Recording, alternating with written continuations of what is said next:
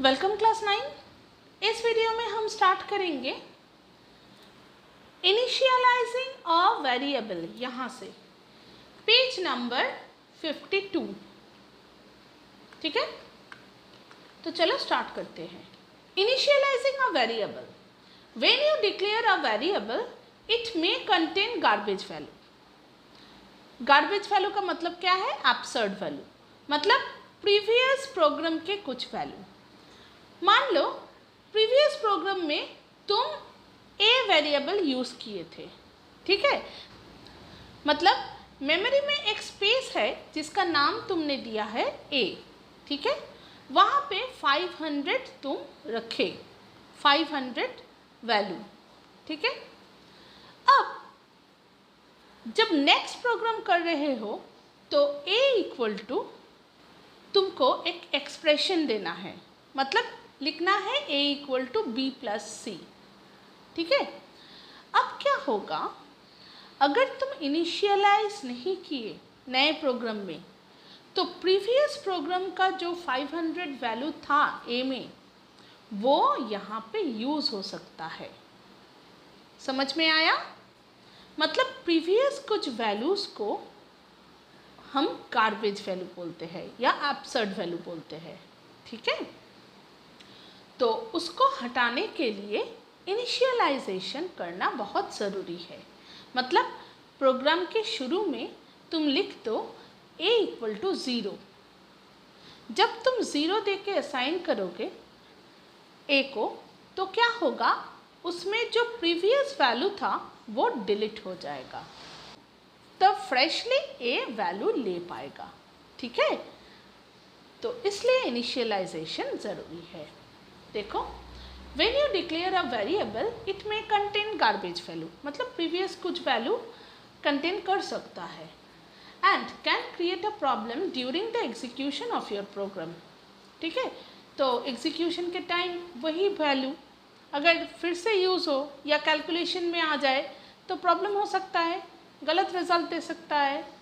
You may not obtain an appropriate result even though your program logic is correct।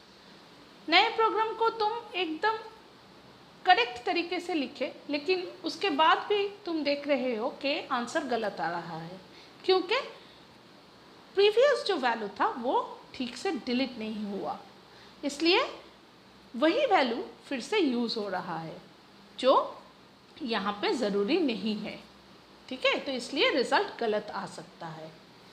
Under this circumstance you need to initialize a variable to get the desired result. तो इसलिए initialize करना बहुत ज़रूरी है। A variable is initialized by assigning a specific value to it. एक specific value दे के initialize करना चाहिए। जैसे एडिशन और सब्ट्रैक्शन के अगर प्रोग्राम हो तो हम लोग 0 से असाइन करते हैं, लेकिन अगर मल्टीप्लिकेशन या डिवीज़न का प्रोग्राम हो तो हम लोग 1 से असाइन करते हैं, ठीक है। क्योंकि अगर मल्टीप्लिकेशन के प्रोग्राम में हम 0 से असाइन करें तो 0 के साथ जो भी मल्टीप्लाई होगा आंसर तो 0 ही होगा, तो इसलिए हम 1 से असाइन करते हैं। और एडिशन और सब्ट्रैक्शन के प्रोग्राम में अगर 1 से असाइन करें तो क्या होगा, जो रिज़ल्ट आएगा उससे 1 इंक्रीज़ करके मेन रिज़ल्ट आएगा, है ना। 1 इंक्रीमेंट होगा हमेशा, क्योंकि पहले से 1 मेमोरी में हमने रख दिया, तो इसीलिए 1 इंक्रीज हो जाएगा रिज़ल्ट। तो इसलिए एडिशन और सब्ट्रैक्शन के टाइम में हम लोग 0 से असाइन करते हैं, ठीक है। नेक्स्ट देखो, initialization of the variable takes place in the following way, static initialization और डायनामिक इनिशियलाइजेशन। तो 2 टाइप के इनिशियलाइजेशन है, एक है स्टैटिक और दूसरा है डायनामिक, ठीक है। नेक्स्ट देखो, static initialization. This process uses direct assignment of the constant to the defined variable। तो ये डायरेक्ट असाइनमेंट है। जैसे अभी हमने बोला कि एडिशन और सब्ट्रैक्शन के टाइम में 0 से और मल्टीप्लिकेशन और डिवीज़न के टाइम में 1 से असाइन करना, ये है डायरेक्ट असाइनमेंट। मतलब डायरेक्टली तुम लिख दो a इक्वल टू 0 या a इक्वल टू 1, कुछ भी, ठीक है, जैसा प्रोग्राम है। The variable is initialized eight the time of its declaration. तो जब हम उसको डिक्लेयर करते हैं, डिक्लेयर मतलब जब हम लिखेंगे प्रोग्राम में कि किस डेटा टाइप के है ये वेरिएबल, इंट टाइप के या फ्लोट टाइप के या डबल टाइप के या कैरेक्टर टाइप के, किस डेटा टाइप के है, जब हम वो लाइन डिक्लेयर करते हैं उसी लाइन में हम इनिशियलाइज कर सकते हैं। ठीक है, that is before its actual use in the program logic. मतलब उसके यूज से पहले, वेरिएबल के यूज से पहले उसको इनिशियलाइज करना बहुत ज़रूरी है। ठीक है, पहले इनिशियलाइज करो फिर यूज़ करो। ठीक है, नेक्स्ट देखो, the table for the same is as shown below. तो यहाँ पे एक टेबल है जहाँ पे दिखाया है कि किस डेटा टाइप को कैसे रिप्रेजेंट करना है या डिक्लेयर करना है। ठीक है, देखो इंटीजर, इंटीजर को हम इंट दे के डिक्लेयर कर सकते हैं। मतलब कोई भी वेरिएबल अगर इंटीजर टाइप के डेटा लेते हो तो उसको हम इंट लिख सकते हैं। ठीक है, जैसे इंट ए, ए एक ऐसा वेरिएबल है जो इंटीजर टाइप के डेटा लेगा। ठीक है, स्टैटिक इनिशियलाइजेशन देखो, ए को इनिशियलाइज किया कैसे, 0 से इनिशियलाइज किया। नेक्स्ट देखो फ्लोट, फ्लोट मतलब डेसिमल पॉइंट है ऐसा नंबर लेगा। ठीक है, जैसे फ्लोट एफ, एफ एक ऐसा वेरिएबल है जो डेसिमल पॉइंट है ऐसा नंबर ले सकता है, मतलब फ्रैक्शनल नंबर ले सकता है। ठीक है, उसको इनिशियलाइज किया देखो f इक्वल टू 0.0 से। नेक्स्ट डबल, ये फ्रैक्शनल नंबर ही है लेकिन थोड़ा लार्ज साइज का है। ठीक है, तो उसको हम कैसे इनिशियलाइज करेंगे, डबल से। डबल डी, डी एक ऐसा वेरिएबल है जो लार्ज साइज डेसिमल फ्रैक्शंस को ले सकता है। इनिशियलाइजेशन देखो d इक्वल टू 0.0। नेक्स्ट देखो कैरेक्टर, कैर सी, मतलब सी एक ऐसा वेरिएबल है जो कैरेक्टर टाइप के डेटा को लेता है। ठीक है, character type means just 1 letter. ठीक है, ये सिंगल कोट में ले सकता है। इनिशियलाइजेशन देखो, सी को हम सिंगल कोट में /u 0000 इससे इनिशियलाइज कर सकते हैं। ये क्या है, एस्केप सीक्वेंस में देखो ये है नल, सो सी को हम लोग नल से इनिशियलाइज कर सकते हैं। ठीक है, नेक्स्ट स्ट्रिंग, स्ट्रिंग को कैसे डिक्लेयर करेंगे, स्ट्रिंग एस, स्ट्रिंग का जो एस है वो कैपिटल लेटर है। ठीक है, ये याद रखना, अगर स्मॉल लेटर में स्ट्रिंग लिखोगे तो डिक्लेरेशन नहीं होगा, एरर देगा। ठीक है, तो इसलिए एस को कैपिटल में लिखना है। तो स्ट्रिंग एस का मतलब क्या है, एस एक ऐसा वेरिएबल है जो स्ट्रिंग लेता है। ठीक है, इसको हम कैसे इनिशियलाइज करेंगे, 2 डबल कोट से। ठीक है, तो इसलिए लिखा है देखो S equal to double quote opening and then closing double quote. Next boolean, ये हम कैसे डिक्लेयर कर सकते हैं, बुलियन पी, मतलब पी एक ऐसा वेरिएबल है जो बुलियन टाइप के है और बुलियन को हम इनिशियलाइज कर सकते हैं फॉल्स से, ट्रू से नहीं, फॉल्स से। ठीक है, तो ये कुछ डिक्लेरेशन और उसका इनिशियलाइजेशन है। अब देखो dynamic initialization, when a variable gets initialized at run time, that is during the execution of program logic, it is termed as dynamic initialization। ठीक है, तो जब हम प्रोग्राम रन होने के बाद इनिशियलाइज करेंगे या एग्जीक्यूशन टाइम में इनिशियलाइज करेंगे तब उसको बोलते हैं डायनामिक इनिशियलाइजेशन। ठीक है, under this situation a variable is assigned with the outcome of any arithmetical operation और फंक्शन। मतलब इस इनिशियलाइजेशन सिस्टम में हम कोई एक्सप्रेशन से या कोई ऑपरेशन से इनिशियलाइज कर सकते हैं। ठीक है, the table is as shown below, देखो कैसे, इंटीजर टाइप के अगर वेरिएबल हो तो हम डिक्लेयर कर सकते हैं इंट ए बी सी कॉमा देके। ठीक है, मतलब ए बी सी 3 अलग अलग वेरिएबल है जो इंटीजर टाइप के हैं।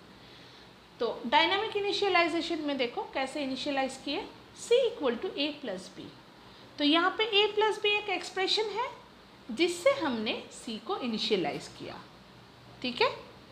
तो ऐसे इनिशियलाइज करते हैं डायनेमिक इनिशियलाइजेशन में, ठीक है। कोई एक्सप्रेशन देके या कोई ऑपरेशन देके इनिशियलाइज करते हैं, ठीक है। नेक्स्ट देखो फ्लोट। फ्लोट टाइप को कैसे डिक्लेयर करते हैं? Float p equal to 2.2, k equal to 4.22 and f। तीनों वेरिएबल यहाँ पे यूज़ किया है, p, k and f। p और k को यहाँ पे इनिशियलाइज किया स्टैटिक इनिशियलाइजेशन से, और f को देखो डायनामिक इनिशियलाइजेशन से इनिशियलाइज किया, f equal to p plus K, ठीक है। ये एक एक्सप्रेशन है। नेक्स्ट देखो डबल। डबल को हम कैसे डिक्लेयर करेंगे? डबल डी ऐसे। यहाँ पे इंट ए भी किया है, मतलब दो वेरिएबल को यूज़ किया है, एक है इंट और एक है डबल, ठीक है। ए जो इंटीजर टाइप का वेरिएबल है उसको स्टैटिक इनिशियलाइजेशन से इनिशियलाइज कर दिया 49 से, और डबल जो डी है उसको देखो मैथ डॉट एसक्यूआरटी ए, मतलब स्क्वायर रूट ऑफ ए, इससे इनिशियलाइज किया, ठीक है। मैथ डॉट एसक्यूआरटी ये एक लाइब्रेरी फंक्शन है जो स्क्वायर रूट को कैलकुलेट करता है, ठीक है। तो ये एक ऑपरेशन से इनिशियलाइज किया देखो, ठीक है। नेक्स्ट देखो string.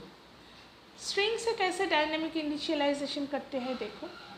String st1, st2, st3 तीन वेरिएबल है जो स्ट्रिंग टाइप के हैं। स्ट्रिंग का s कैपिटल लेटर है, ये याद रखना। नेक्स्ट डायनेमिक इनिशियलाइजेशन में देखो str3 equal to str1 plus st3 equal to st1 plus st2। तो दो स्ट्रिंग को ऐड करके, मतलब कॉनकैटिनेट करके, स्ट्रिंग का तो एडिशन नहीं होता, उसको क्या करते हैं? कॉनकैटिनेट करते हैं। जैसे मान लो st1 में है कंप्यूटर और st2 में है एप्लीकेशन, तो st3 में क्या होगा? st1 प्लस st2 मतलब कंप्यूटर एप्लीकेशन, ठीक है। तो ये है स्ट्रिंग का डायनामिक इनिशियलाइजेशन। अब देखो पंक्चुएटर्स। Punctuators are the punctuation signs used as special character in Java. Some of the punctuators are question mark, dot, semicolon. तो ये तीन punctuators है, ठीक है। नेक्स्ट पेज में देखो question mark represents the action to be taken when the given condition is true while using the ternary operator। तो ternary operator में question mark यूज होता है। देखो for example max equal to a is greater than b, question mark a colon b then semicolon, ये है ternary operator। ternary operator क्या है?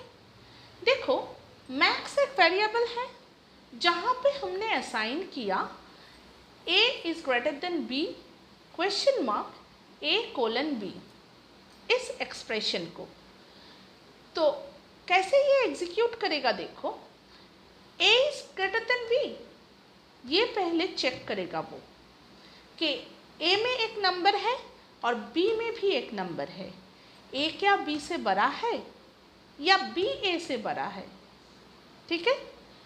तो a क्या b से बड़ा है, ये अगर ट्रू हुआ मतलब कंडीशन सेटिस्फाई किया तब a एग्जीक्यूट करेगा।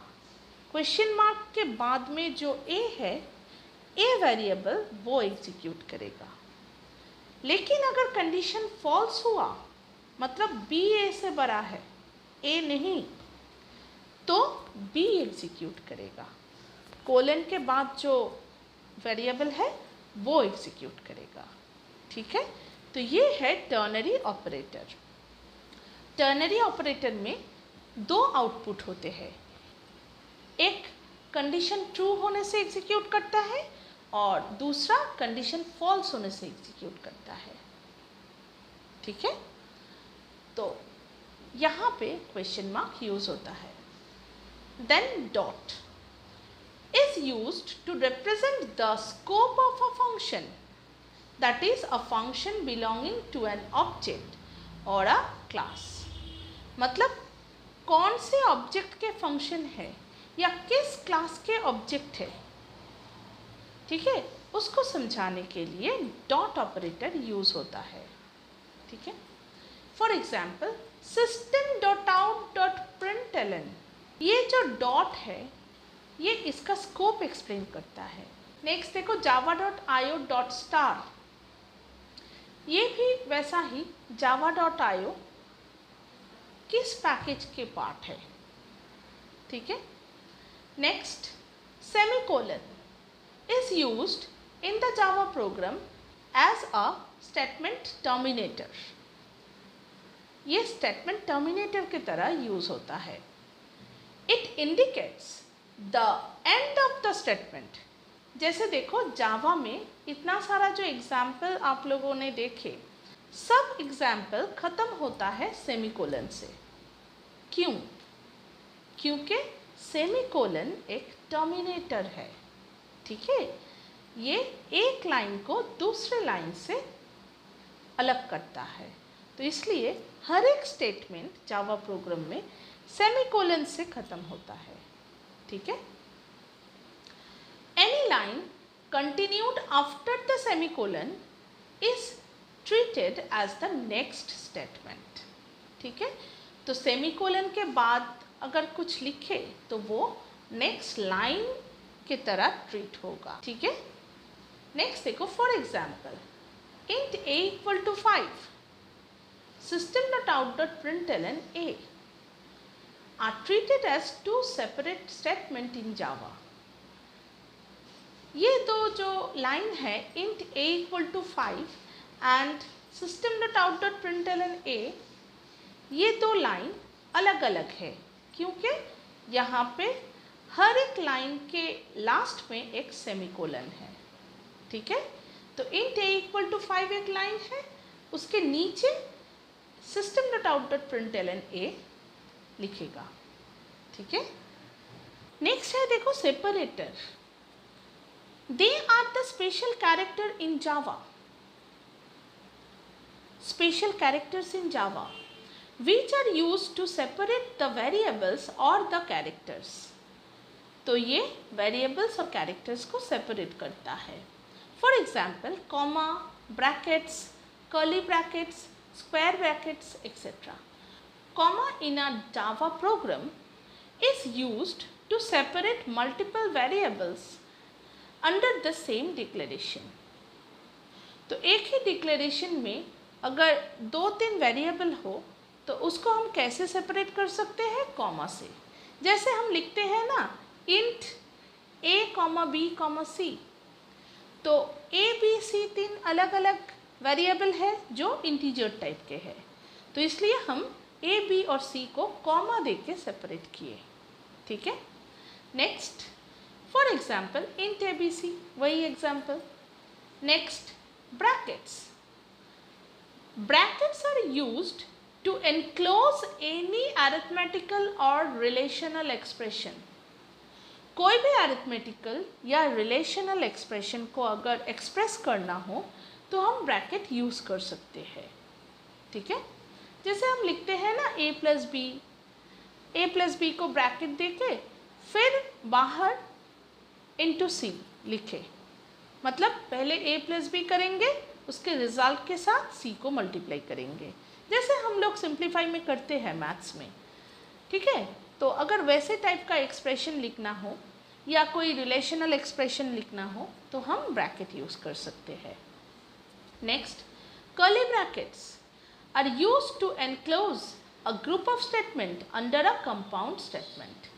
मतलब जैसे देखो वॉइड मीन फंक्शन के अंदर बहुत सारे स्टेटमेंट होते हैं, तो ये सारे स्टेटमेंट को हम कर्ली ब्रेस में एनक्लोज करते हैं। और एक एग्जाम्पल है जैसे क्लास। जावा में जब प्रोग्राम लिखेंगे फर्स्ट हम लोगों को क्लास डिक्लेयर करना पड़ता है, फिर क्लास के अंदर हम सारे स्टेटमेंट्स लिखते हैं। ठीक है, इसलिए क्लास के अंदर जितने सारे स्टेटमेंट हैं, सारे स्टेटमेंट को हम कर्ली ब्रैकेट से एनक्लोज करते हैं। ठीक है, नेक्स्ट देखो, square brackets are used to enclose subscript और the cell number of the dimensional array. तो ये स्क्वायर ब्रैकेट कभी सबस्क्रिप्ट करने के लिए यूज़ होता है और कभी डायमेंशनल एरे के जो नंबर्स है उसको समझाने के लिए यूज़ होता है। ये आप लोग जब एरे करोगे, एरे का प्रोग्राम में ये यूज़ होगा। ठीक है, नेक्स्ट देखो, operators. Operators are basically the symbols or tokens that perform arithmetical or logical operations. Basically, there are three types of operators used in Java. तो operators क्या करता है? arithmetical operation करता है या logical operation करता है। ठीक है, ये तीन टाइप के होते हैं, arithmetical operator, relational operator and logical operator। Arithmetical operator क्या क्या है? देखो, प्लस, माइनस, इनटू, डिवीजन, ये सारे अरिथमेटिकल ऑपरेटर्स है। रिलेशनल ऑपरेटर देखो, less than, greater than, equal to, not equal to, less than equal to, ये सारे रिलेशनल ऑपरेटर्स है। और लॉजिकल ऑपरेटर्स देखो, एम्परसेंट मतलब एंड, पाइप साइन मतलब और एक्सक्लेमेशन साइन मतलब नॉट। तो ये सारे लॉजिकल ऑपरेटर्स है। ठीक है, नेक्स्ट देखो, keywords. Keywords are the reserve words which are preserved by the system and carry special meaning for the system compiler। तो कीवर्ड्स क्या है? ये रिजर्व वर्ड्स है जिसको पहले से ही प्रोग्रामर ने कंपाइलर को असाइन कर दिया। ठीक है, मतलब इसका जो मीनिंग है या पर्पस है वो पहले से ही प्रोग्रामर ने कंपाइलर को बोल दिया है।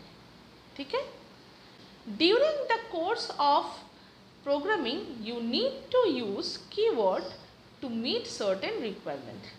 तो जब ये सारे कीवर्ड का यूज़ करना है तब तुम कर सकते हो प्रोग्राम में। ठीक है, क्योंकि इसका जो फंक्शन है वो तो पहले से ही डिक्लेयर कर दिया प्रोग्रामर ने कंपाइलर को, तो इसलिए ये कीवर्ड्स तुम जब चाहे तब यूज़ कर सकते हो। ठीक है, for example class, public, throws, for, SQRT, system etcetera. ठीक है, बहुत सारे कीवर्ड हैं। ठीक है, लेकिन याद रहे ये जो कीवर्ड्स है इसको कभी वेरिएबल नेम में यूज़ मत करना। ठीक है, क्योंकि इसका अलग सा मीनिंग है, स्पेशल मीनिंग है। ठीक है, तो इसलिए जब वेरिएबल नेम दोगे तब ये सारे कीवर्ड को यूज़ मत करना। ठीक है, next, data type in Java. The compiler contains a phase called the storage assignment phase. This phase allocates memory for different variables used in your program. ठीक है, ये मेमोरी को एलोकेट करता है। It also create the structure in the location to store the data efficiently। ठीक है, ये एक स्ट्रक्चर क्रिएट करता है जहाँ पे हम डेटा को एफिशिएंटली स्टोर कर सके। Hence, the compiler must know the type of data you are likely to supply for storage to ensure optimum utilization of the memory space। ठीक है, तो डेटा को डिक्लेयर करना बहुत ज़रूरी है। ठीक है, जैसे डिक्लेयर करोगे वैसे स्पेस मेमोरी में एलोकेट होगा। ठीक है, next, this is the reason why data type are required in Java programming. तो इसलिए डेटा टाइप ज़रूरी है। In Java programming we need to deal with various type of data. Hence it become necessary for the programmer to select an appropriate data type according to the data taken in the program। तो जिस type के data लेना है उसके हिसाब से data type को declare करना है, ये बहुत ज़रूरी है। Next, the data and its type are given below. देखो, दो टाइप के डेटा टाइप्स होते हैं, एक है प्रिमिटिव टाइप, एक है नॉन प्रिमिटिव टाइप।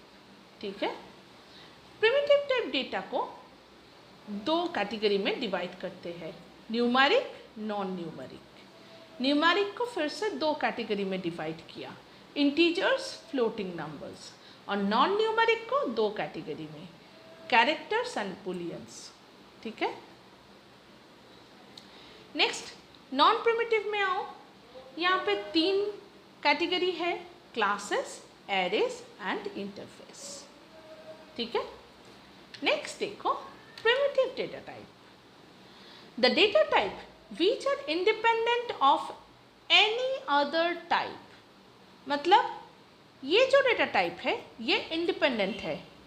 ठीक है, ये डिराइव्ड नहीं है। जैसे फिजिक्स में होता है ना fundamental unit and derived unit, वैसे ही यहाँ पे प्रिमिटिव टाइप और non primitive type. Non primitive type हमेशा प्रिमिटिव टाइप से बनता है। ठीक है, लेकिन प्रिमिटिव टाइप ये इंडिपेंडेंट है। ठीक है, are known as primitive data type. These type are also called basic data type. इसको बेसिक डेटा टाइप भी बोलते हैं। For example byte, int, long, float, double etcetera, ये सारे प्रिमिटिव डेटा टाइप है। नेक्स्ट देखो, primitive data types are pre defined और build in data types because the system developer of Java have defined them. तो ये build in data types है जिसको programmer ने पहले से ही डिफाइन कर दिया। You can declare a variable of type int which will follow the characteristic mentioned in this type. तो अगर इंटीजर टाइप के वेरिएबल है, तुमने इंटीजर टाइप के डिक्लेरेशन यूज़ किया, तो देखो उसका मीनिंग क्या होगा। For example int x, it means variable x follows the characteristic of the int type. ठीक है, तो ये इंटीजर टाइप के वेरिएबल है। Hence, variable x will contain only integer values. तो सिर्फ इंटीजर वैल्यू ही तुम x में रख सकते हो। ठीक है, नेक्स्ट देखो, let us discuss primitive data type in detail. Integer type देखो, a variable declared as an integer type contains a whole number. ये होल नंबर्स को असाइन करते हैं। द नंबर में बी अ पॉजिटिव और अ नेगेटिव नंबर। पॉजिटिव भी हो सकता है, नेगेटिव भी हो सकता है, लेकिन फ्रैक्शन नहीं होगा। ठीक है, बट विदाउट डेसिमल पॉइंट। ठीक है, there are 4 types of declarations under this heading, byte, short, int, long. Byte देखो, use for bitwise operations. 8 bit इसका जो साइज है वो हमने यहाँ पे लिख दिया, देखो 8 बिट। 8 बिट स्पेस मेमोरी में रखता है। Next short, use for the small range of integers. इसका जो मेमोरी स्पेस लगेगा वो है 16 बिट। ठीक है, ये शॉर्ट रेंज इंटीजर को रखता है। Next int, used for integers which are more than short integers. इसका मेमोरी स्पेस देखो 32 बिट। ठीक है, ये शॉर्ट से थोड़ा बड़ा इंटीजर्स को रखते हैं। Next long, used for large integers. इसका मेमोरी स्पेस है 64 बिट। ये लार्ज इंटीजर्स को रखते हैं। ठीक है, a programmer has to select an appropriate data type according to the need of the program. तो जैसे रिक्वायर्ड हो वैसे लेना चाहिए मेमोरी को, as shown below. Data byte, data type क्या है, बाइट। बिट साइज क्या है, 8 बिट मतलब 1 बाइट। फॉर्मेट मतलब एक एग्जाम्पल दिया है, देखो बाइट ए एक वेरिएबल है जो बाइट टाइप के है, तो वहाँ पे हम रख सकते हैं a = 5। नेक्स्ट शॉर्ट, इसका डेटा टाइप देखो शॉर्ट। बिट साइज क्या है 16 मतलब 2 बाइट। और इसका एक एग्जाम्पल देखो शॉर्ट b = 12। ठीक है, 5 से थोड़ा बड़ा। नेक्स्ट इंटीजर, इंट देके इसको डिक्लेयर कर सकते हो। बिट साइज देखो 32 बिट मतलब 4 बाइट।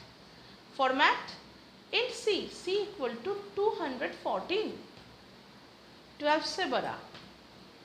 नेक्स्ट लॉन्ग इंटीजर, इसको लॉन्ग देके हम डिक्लेयर कर सकते हैं। बिट साइज देखो 64 बिट मतलब 8 बाइट। और एग्जाम्पल देखो लॉन्ग डी इक्वल टू 45687 मतलब बड़ा इंटीजर। ठीक है, नेक्स्ट पेज में जाओ। नेक्स्ट देखो floating type. When you need to store a fractional number, a number with decimal point, then we declare a variable of the floating type। ठीक है, जब कोई डेसिमल फ्रैक्शन को डिक्लेयर करना है या लेना है प्रोग्राम में, तब हम ये जो डेटा टाइप है इसको यूज़ करते हैं। You can define this numbers in two different way to represent the data value, float and double. तो इसका भी दो कैटेगरी है, एक है फ्लोट, एक है डबल। ठीक है, फ्लोट देखो it represents a fractional number with a small range of value. इसका जो मेमोरी स्पेस है वो है 32 बिट्स। ठीक है, तो ये small range of decimal fractions को रख सकता है। और डबल देखो it represents a fractional number with a wide range of values. ये थोड़ा वाइड रेंज को रखता है, डेसिमल फ्रैक्शन ही रखता है लेकिन थोड़ा बड़ा। इसका मेमोरी स्पेस देखो 64 बिट। ठीक है, a programmer decide the data types according to the need, refer to the table as shown below. तो वही जैसा ज़रूरी हो वैसा ही डेटा टाइप चूज़ करो। Small range of decimal values अगर रखना है तो फ्लोट चूज़ करो। इसका बीट साइज है 32 बिट्स। एक एग्जाम्पल देखो फ्लोट m इक्वल टू 34.45। तो m एक ऐसा वेरिएबल है जो फ्लोट टाइप के है और उसमें हम 34.45 रखें। Next wide range of decimal values अगर रखना है तो डबल को चूज़ करो। बीट साइज देखो 64 बिट और एग्जाम्पल देखो डबल n इक्वल टू 12.1269387। तो ये थोड़ा बड़ा डेसिमल प्लेस को रखता है। ठीक है, अब देखो characters. A character type variable contains a single character. There are 256 ASCII characters, out of which only 128 characters are in use. तो टोटल 256 ASCII कैरेक्टर्स है जहाँ से 128 यूज़ होता है। ठीक है, each ASCII character is assigned a specific numeric value called ASCII code। ठीक है, तो हर एक ASCII कैरेक्टर का अलग अलग वैल्यू है। वो तो हम प्रीवियस वीडियो में ही डिस्कस किए कि सारे कैरेक्टर्स के अलग अलग कोड होते हैं। The ASCII codes of the character range from 0 to 127, मतलब 128 कैरेक्टर्स का ASCII कोड यूज़ होता है। ठीक है, some well known characters and their ASCII codes are as follows. देखो कैपिटल A to Z का रेंज देखो 65 से लेकर 90, मतलब कैपिटल A 65 है, देन कैपिटल B 66 है, देन कैपिटल C 67 है, ऐसा चलता रहेगा। लास्ट कैपिटल Z जो है वो 90 है। ठीक है, स्मॉल A to Z देखो वैसे ही 97 to 122। ठीक है, रेस्पेक्टिवली, मतलब एक के बाद एक चलेगा। और 0 to 9 देखो 48 to 57। ठीक है, ये भी हमने प्रीवियस वीडियो में डिस्कस किए। ठीक है, other codes are used for special characters. बाकी सारे जो ASCII कोड्स है वो स्पेशल कैरेक्टर्स के लिए यूज़ होता है, जैसे लेस देन है, ग्रेटर देन है, कॉमा है, सेमीकोलन है, बहुत सारे स्पेशल कैरेक्टर्स है। ठीक है, next Java language considers a single character and a set of characters that is string differently. तो सिंगल कैरेक्टर और सेट ऑफ कैरेक्टर्स को अलग से डिफाइन करता है जावा। ठीक है, each character is assigned an ASCII code which is taken into consideration during Java programming. ठीक है, तो हर एक कैरेक्टर का अलग अलग ASCII कोड होता है। In Java, the declaration of the character is explained as, देखो कैसे डिक्लेयर करते हैं, data type variable equal to character literal, ठीक है, सिंगल कोट में। वही हमने अभी डिस्कस किए जब टेबल डिस्कस कर रहे थे, character p equal to single quote में m, ठीक है। तो कैर जो है, कैर है डेटा टाइप, मतलब p एक वेरिएबल है जो कैरेक्टर टाइप के है, वेरिएबल का नाम है p इक्वल टू और सिंगल कोट में कैरेक्टर लिटरल, कैरेक्टर लिटरल यहाँ पे क्या है m, ठीक है। तो ऐसे कैरेक्टर को डिफाइन करते हैं या डिक्लेयर करते हैं, ठीक है। नेक्स्ट एक नोट देखो, it must be noted that a character is always enclosed within single quote, हमेशा सिंगल कोट में कैरेक्टर को डिक्लेयर करना है। Next, similarly a string set of characters is declared as, अब स्ट्रिंग को कैसे डिक्लेयर करते हैं देखो, data type variable equal to double quote में स्ट्रिंग कांस्टेंट, ठीक है। जैसे एग्जांपल देखो, string p equal to double quote में कंप्यूटर एप्लीकेशंस विद BlueJ, तो अगर स्ट्रिंग हो तो उसको डबल कोट में हम डिक्लेयर कर सकते हैं, ठीक है। डेटा टाइप क्या है स्ट्रिंग, वेरिएबल नेम क्या है p, ठीक है। नोट देखो और एक, it must be noted that a string is always enclosed within double quote, तो स्ट्रिंग अगर हो तो डबल कोट में डिक्लेयर करना है, इंटीजर अगर हो तो सिंगल कोट में डिक्लेयर करना है, ठीक है। अब नेक्स्ट पेज में जाओ, the character type in Java are as follows, non-numeric, देखो सिंगल कैरेक्टर अगर हो तो कैरेक्टर टाइप है कैर, ठीक है, डेटा टाइप है कैर, बिट साइज देखो 16 बिट मतलब 2 बाइट, और एग्जाम्पल देखो कैसे डिक्लेयर करते हैं, char p equal to single quote में कैपिटल A, या char x equal to single quote में स्टार, ठीक है, ऐसे असाइन करते हैं। Next, more than one character और अ वर्ड और सेंटेंस, तो डेटा टाइप होगा स्ट्रिंग, ठीक है, बिट साइज क्या होगा मोर देन 16 बिट, और फॉर्मेट क्या होगा स्ट्रिंग str, मतलब str एक ऐसा वेरिएबल है जो स्ट्रिंग टाइप के है, str equal to double quote में स्कूल, ठीक है। Next, arithmetic expression and statement, a set of variables constants and arithmetical operators used together to yield a meaningful result is known as an arithmetical expression। तो अगर variables, operators और constants का एक group हो तो उसको हम arithmetical expressions बोलते हैं। When an arithmetical expression is assigned to a variable, then it is called an arithmetical statement।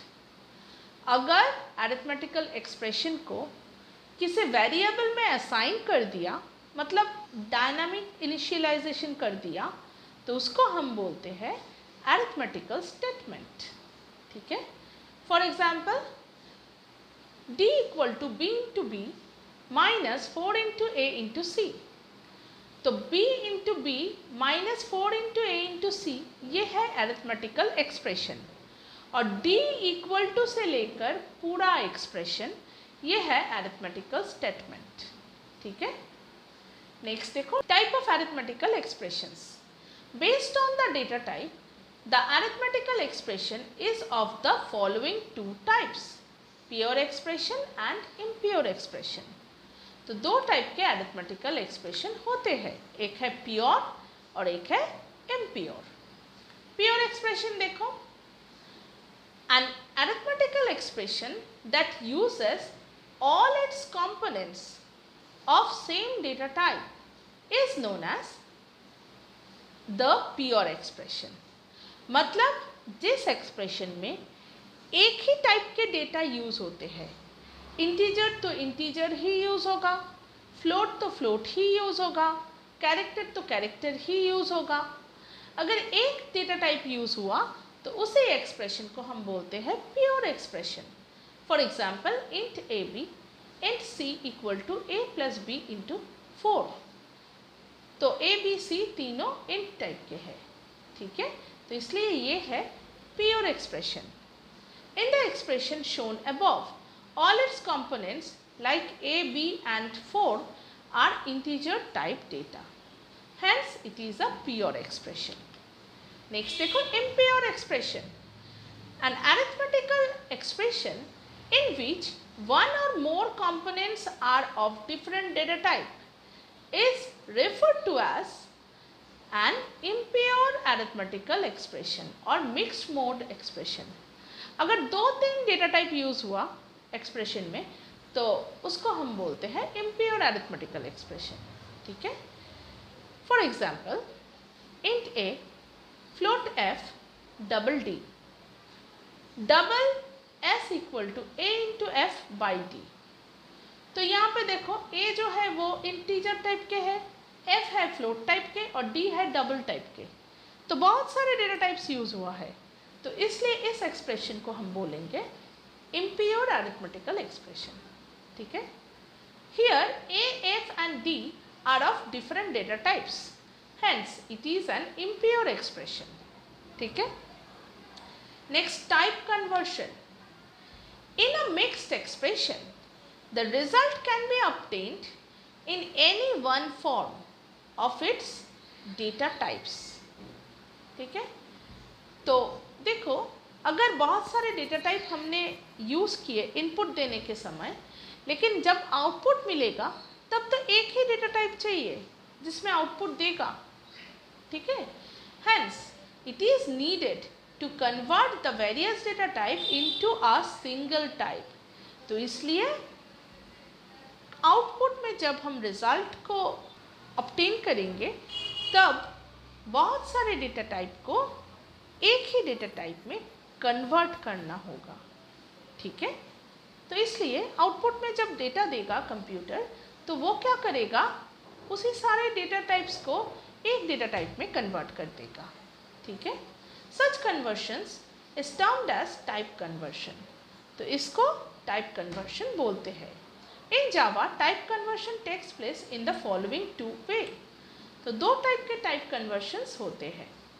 Next page में जाओ, implicit type conversion and explicit type conversion, ठीक है।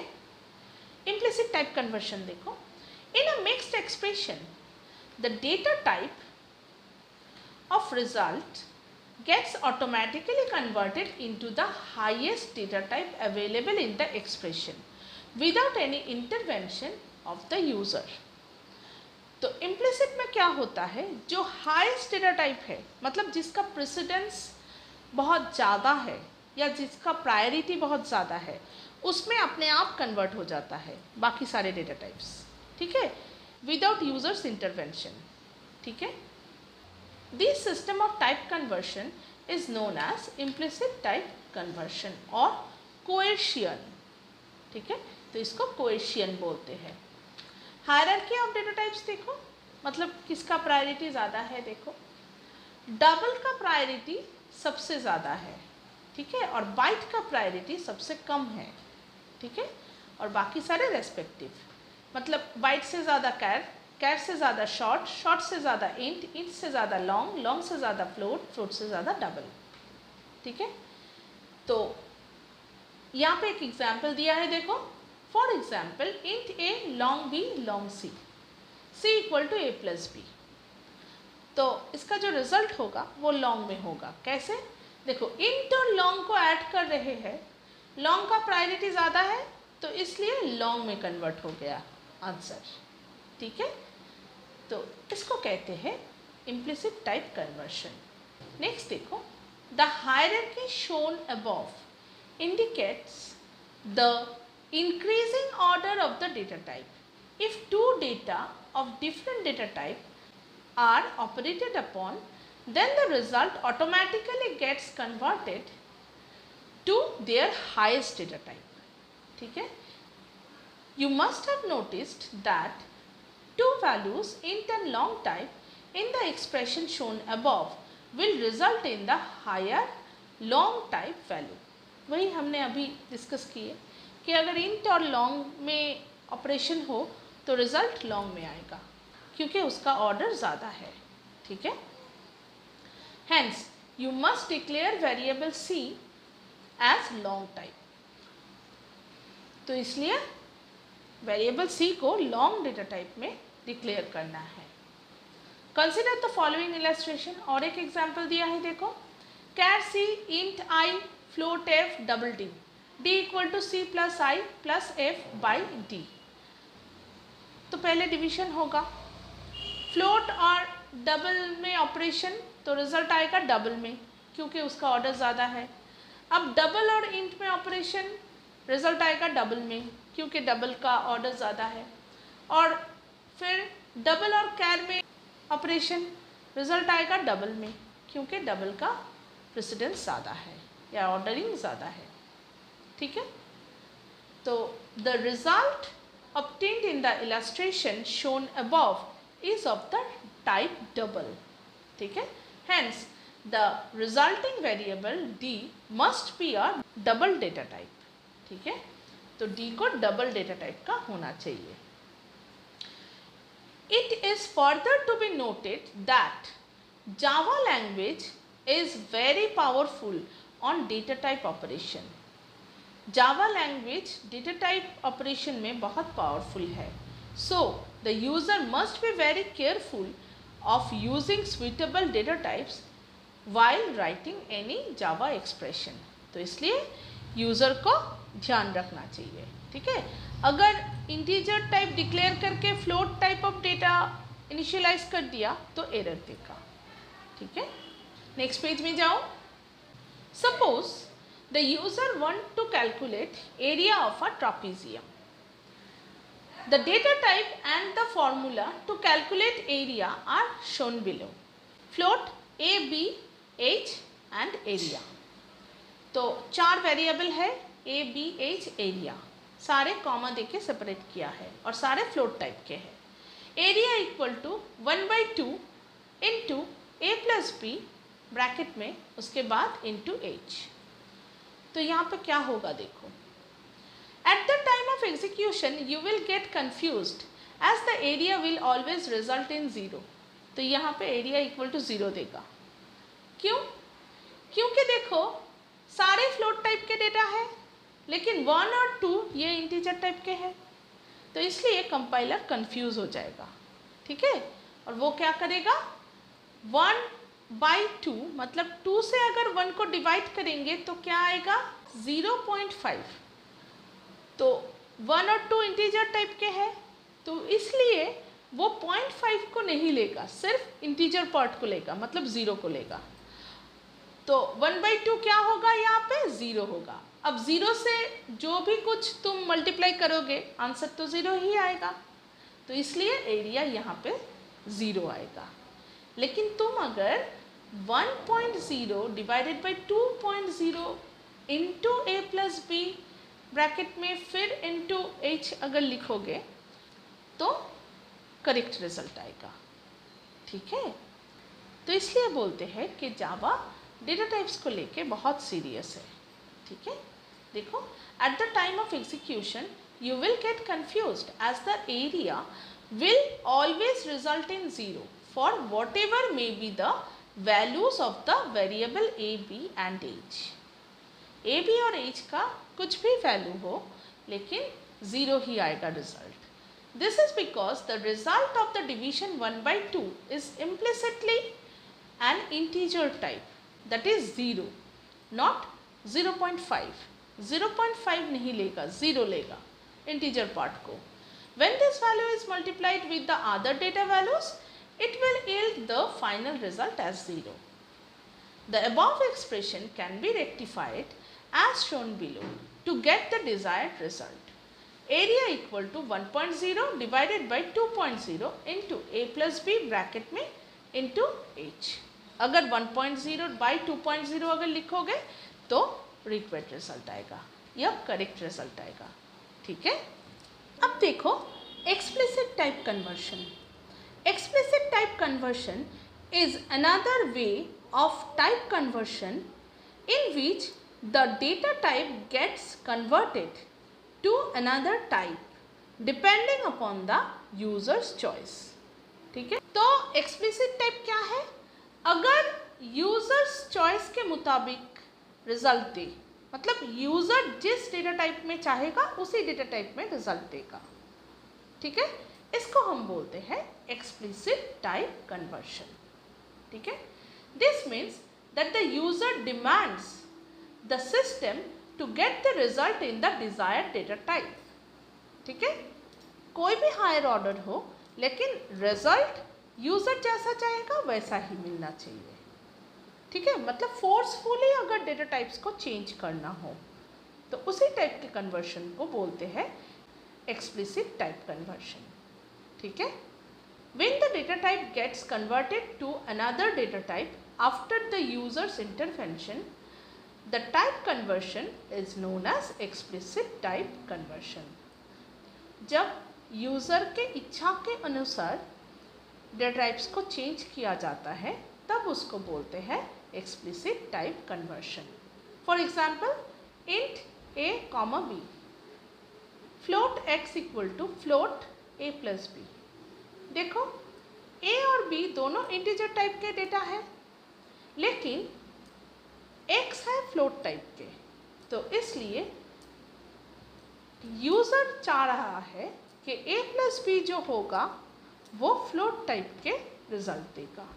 ठीक है, तो यहाँ पे इसलिए a प्लस बी से पहले ब्रैकेट में फ्लोट लिख दिया. ठीक है, मतलब जो डेटा टाइप चाहिए उसको मेंशन कर दिया, फिर ब्रैकेट में a प्लस बी लिखे. ठीक है, इस टाइप के कन्वर्शन को बोलते हैं explicit type conversion. In the example given above, the outcome of the expression a plus b has to be int implicitly. ये int होना चाहिए. ठीक है, but float provided by the user before the expression a plus b will cause the result to be forcibly converted to float type. ठीक है, तो a plus b से पहले float लिख दिया मतलब forcefully float result चाहिए. ठीक है, hence this type of conversion is also called typecasting. इसको क्या बोलते हैं? Typecasting. Typecasting is also applicable in converting the data type from a higher type to a lower type. मतलब higher data type से lower data type में conversion इसी typecasting से होता है. For example, double xy int c equal to int x plus y. मतलब ये जो x और y है ये डबल टाइप के हैं तो x प्लस वाई भी डबल ही देगा, लेकिन उससे पहले हमने int लिख दिए, मतलब फोर्सफुली डबल डेटा टाइप से int डेटा टाइप में कन्वर्ट कर रहा है. ठीक है, the expression shown above will result in double type implicitly, but due to the implication of typecasting the result is forced to get converted into a lower type int. ठीक है, int lower type है और double higher type है, लेकिन यहाँ पे forcefully higher से lower में change कर रहा है. ठीक है, explicit conversion of literals. A variable declared either as float or double type contains a fractional value. At the time of initialization, it becomes difficult to say whether a real literal to be stored into a variable is float type or double type. मतलब देखो, float और double दोनों ही decimal fraction को लेता है, तो हम लोगों को कैसे पता चले कि कौन सा float type का डेटा है और कौन सा double type का डेटा है? ठीक है, फॉर एग्जाम्पल देखो, फ्लोट f 0.214 और डबल d इक्वल टू 0.214, दोनों सेम डेटा है. ठीक है, नेक्स्ट पेज में जाओ, वहाँ पे डिस्कस करेंगे कि अलग से कैसे फ्लोट और डबल को समझाया जाए. The example shown above initialises the same value 0.214 to the floating as well as double type variable. दोनों डेटा टाइप में ही सेम वैल्यू असाइन किया है। How will you decide whether the value 0.214 is a floating constant or a double type constant? कैसे हम समझे कि ये कौन सा floating है और कौन सा double है? To sort out the problem, explicit conversion of literals is allowed in Java programming.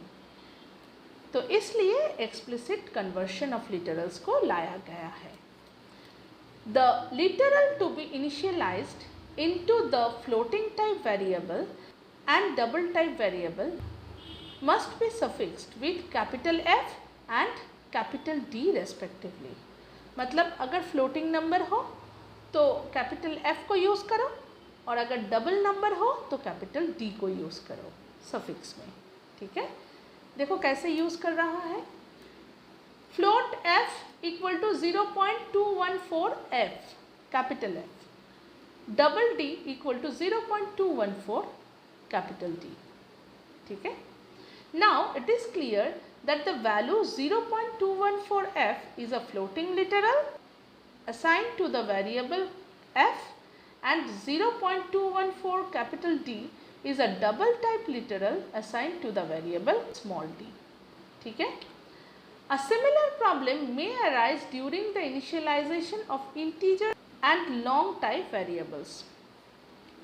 तो integer और long में भी same problem हो सकता है. The whole number using the suffix l is referred to as a long type literal, whereas a whole number without any suffix is an integer type literal. तो यहाँ पे कैसे solve करेंगे? अगर integer हो तो कुछ मत लिखो, लेकिन अगर लॉन्ग हो तो उसके सफिक्स में एल लिखो, कैपिटल एल, ठीक है। जैसे यहाँ पे दिखाया है, देखो इंट a इक्वल टू 12, ये इंटीजर टाइप का है, और long b equal to 12l, ये लॉन्ग टाइप के है, ठीक है, इसलिए सफिक्स में एल। तो यहाँ पे चैप्टर ख़त्म होता है। नेक्स्ट वीडियो में नेक्स्ट चैप्टर डिस्कस करेंगे। बाय।